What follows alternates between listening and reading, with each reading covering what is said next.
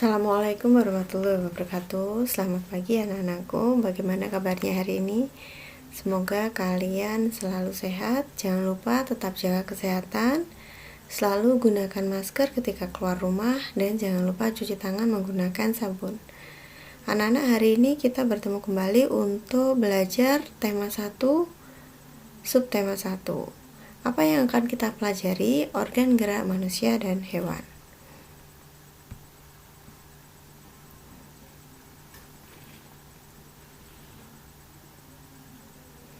Nah, coba kalian perhatikan. Bu Guru menampilkan ada gambar manusia dan juga dua hewan, yaitu siput dan kelinci. Ketika kalian lihat gambar ini, kalian tentu akan mengamati bahwa manusia atau anak ini sedang melompat. Kelinci tersebut juga sedang melompat. Nah, ini menunjukkan bahwa manusia dan hewan sama-sama bergerak. Manusia dan hewan bisa bergerak. Alat gerak hewan dan manusia memiliki persamaan. Mari kita pelajari. Jadi, alat gerak pada manusia dan hewan dibedakan menjadi dua, yaitu alat gerak aktif dan alat gerak pasif. Diingat-ingat ya, alat gerak pada manusia dan hewan dibedakan menjadi dua, yaitu alat gerak aktif dan alat gerak pasif. Alat gerak aktif yaitu otot. Mengapa otot disebut alat gerak aktif? Karena otot dapat bergerak. Sedangkan tulang disebut alat gerak pasif karena tidak dapat bergerak. Sehari-hari yang kita lakukan, kita melihat bahwa kita menggerakkan tangan atau kita menggerakkan jari kita. Nah, sebetulnya yang menggerakkan tulang-tulang jari, tulang-tulang tangan kita adalah otot. Jadi diingat-ingat, alat gerak aktif yaitu otot dan alat gerak pasif yaitu tulang. Selain itu, di pembelajaran kali ini kita juga akan belajar tentang apa itu ide pokok dan kalimat pengembang atau kalimat penjelas. Ide pokok adalah inti dalam setiap paragraf. Tentu kalian di kelas 4 sudah belajar tentang paragraf. Di dalam satu paragraf terdapat satu ide pokok yang biasanya terletak di awal paragraf atau di kalimat pertama, di akhir, maupun di keseluruhan paragraf. Sedangkan kalimat pengembang bisa juga disebut sebagai kalimat pendukung atau kalimat penjelas, yaitu kalimat yang menjelaskan ide pokok. Nah, fungsi dari kalimat pengembang sebagai kalimat yang mendukung informasi dari kalimat secara rinci. Coba kalian perhatikan. Perhatikan paragraf berikut. Reptilia mempunyai sistem gerak yang khas. Sebelum Bu Guru lanjutkan, kalau ada yang bertanya apa itu reptilia, reptilia merupakan golongan hewan yang bergerak dengan perutnya atau melata. Jadi reptilia mempunyai sistem gerak yang khas, titik. Nah, ini adalah kalimat utama. Reptilia mempunyai sistem gerak yang khas. Jadi kalian bisa mencari ide pokok dari kalimat utama ini.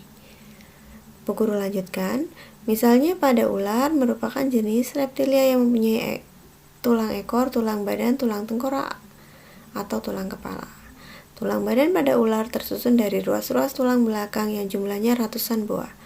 Tulang rusuk ular dihubungkan dengan tulang belakang oleh otot-otot elastis.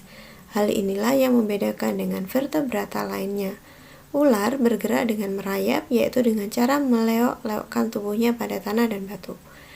Pada paragraf ini, yang disebut dengan ide pokok adalah ide pokok terletak pada kalimat utama, yang mana paragraf ini menjelaskan tentang gerak reptilia yang khas.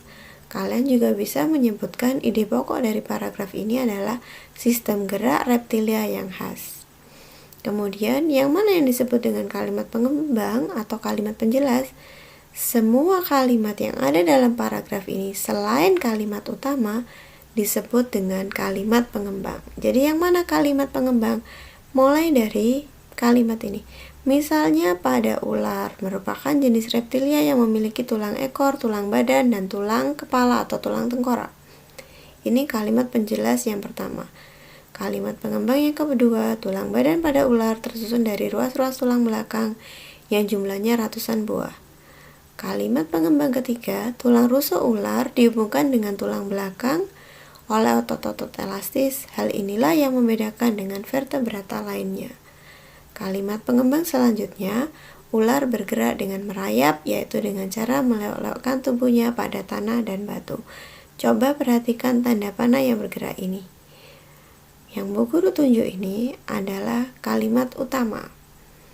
Sedangkan selain kalimat utama, mulai dari kata misalnya sampai batu dan diakhiri dengan tanda titik, inilah yang disebut dengan kalimat pengembang.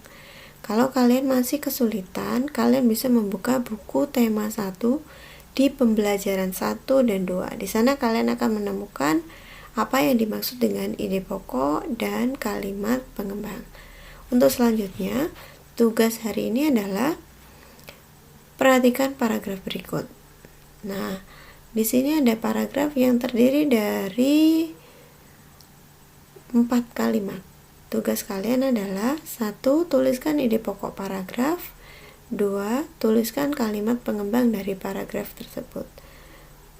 Bu Guru juga akan mengirimkan tugas. Kalau kalian tidak bisa menyimak dengan baik dalam video ini, Bu Guru akan lampirkan tugasnya dalam bentuk foto yang akan Bu Guru kirimkan ke dalam grup WhatsApp. Kalian bisa mengerjakan di buku tugas kalian, kemudian kalian foto dan kalian kirimkan ke Bu Guru hari ini. Terima kasih. Assalamualaikum warahmatullahi wabarakatuh.